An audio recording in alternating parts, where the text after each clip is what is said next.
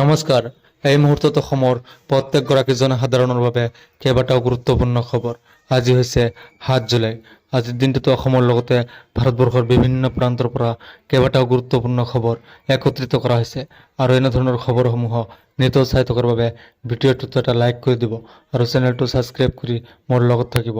আজিৰ প্ৰথমটো খবৰ ৰাজ্যবাসীৰ বাবে এটা ডাঙৰ খবৰ। আপোনাৰ সামান্য জমা ধনেই ব্যাপকভাৱে লাভান্বিত কৰিব আপোনাক। প্ৰতিমাহে আপোনাৰ একাউণ্টত সোমাব ৩,০০০ টকা ধনসমূহ। মাত্ৰ ৫৫ টকাকৈ জমা কৰিব লাগিব ১৮ বছৰীয়া যুৱক যুৱতীসকলে। এই আঁচনিৰ আবেদনৰ ঊৰ্ধ্বসীমা ৪০ বছৰৰ বয়সীয়া লোকসকলৰ বাবেও। ১৮ বছৰৰ পৰা ৪০ বছৰৰ লোকসকলে কৰিব লাগিব এই আবেদনসমূহ।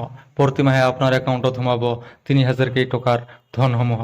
প্ৰতিমাহে মাত্ৰ ৫০ টকা জমা কৰি লাভ কৰিব ৩,০০০ টকাৰ ধনসমূহ। কেন্দ্ৰীয় চৰকাৰে লৈ আনিছে এই অভিলাষী আঁচনিসমূহ। আপোনাৰ যদি ১৮ বছৰ হৈছে তেন্তে আজিয়েই কৰক এই আবেদন প্ৰক্ৰিয়া। আবেদনৰ সামান্য জমা ধনেই ব্যাপকভাৱে লাভান্বিত কৰিব আপোনাক। প্ৰতিমাহে আপোনাৰ একাউণ্টত সোমাব ৩,০০০ টকাৰ ধনসমূহ। ৪০ বছৰৰ লোকসকলে জমা দিব লাগিব মাহিলী ২০০ টকাকৈ।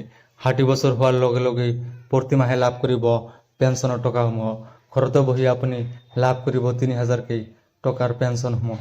এই আবেদনৰ বাবে থাকিব লাগিব ছেভিং বেংক একাউণ্ট আৰু আপোনাৰ আধাৰ নম্বৰসমূহ। পেঞ্চন লাভ কৰি থকাৰ সময়ত যদি মৃত্যু হয় তেন্তে পত্নীয়ে লাভ কৰিব আপোনাৰ পেঞ্চনৰ টকাসমূহ। পেঞ্চনৰ ৫০% লাভ কৰিব উত্তৰাধিকাৰী পত্নীয়ে।